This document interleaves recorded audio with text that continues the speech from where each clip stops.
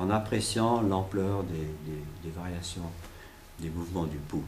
Alors, bien entendu, il parle des 12 pouls que nous ne connaissons pas. En médecine occidentale, on parle du pouls, mais les Chinois disent qu'il y en a 12, et puis chacun des 12 pouls chinois possède 3 modalités, ce qui nous fait 36 modalités différentes. Donc voilà, on a déjà là un bon échantillonnage des possibilités diagnostiques de la grande médecine énergétique. Alors, donc, la maladie, c'est le déséquilibre de l'énergie vitale. Alors, la grande question que les médecins devraient se poser, s'ils faisaient leur métier, enfin, si on leur avait appris le métier, mais comme on ne leur apprend pas le métier, ils ne posent pas la question. L'origine des maladies. C'est pourquoi l'énergie vitale des malades est-elle déséquilibrée? C'est la seule question, c'est le diagnostic, c'est ça. Pourquoi chez le malade, l'énergie vitale est-elle déséquilibrée? C'est la seule question que les médecins devraient se poser. Au lieu de se poser cette question, ils multiplient les analyses de sang, d'urine, etc. Ils font des tas de radios.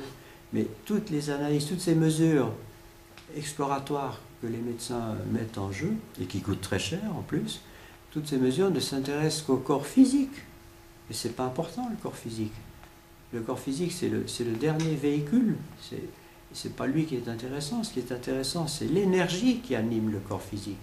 Alors, dans toutes les médecines traditionnelles, on parle du corps énergétique. C'est le corps énergétique qui commande le corps physique. Et un désordre dans le corps physique, c'est toujours la résultante d'un énorme déséquilibre du corps énergétique. D'ailleurs, on voit bien en fait que l'évolution en fait de la médecine occidentale, elle est surtout basée par la technologie, mais les concepts biologiques n'évoluent pas et stagnent. On a l'impression que ce sont des dogmes, des postulats. Et même, vous utilisez le mot concept biologique. De nouveau, on retombe dans la médecine matérialiste. On a multiplié les analyses biologiques pour savoir ce qui se passe sur le plan physico-chimique, par exemple. C'est intéressant, bien sûr, mais ce n'est pas important. Ce qui est important, c'est ce qui est au-delà. C'est ce concept énergétique pur. Et là, c'est la physique quantique qui permettra probablement à la médecine de faire des progrès.